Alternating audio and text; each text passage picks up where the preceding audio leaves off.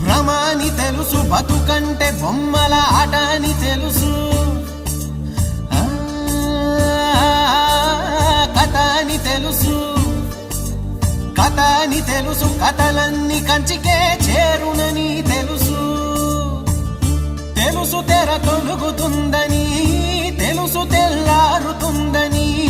తెలుసు ఈ కట్టె పుట్టుకుమంటదని తెలుసు ఈ మట్టి మట్టిలో కలిసిపోతదని ఎన్ని తెలిసి రకాటంలో పడిపోతావు ఎందుకని మాయా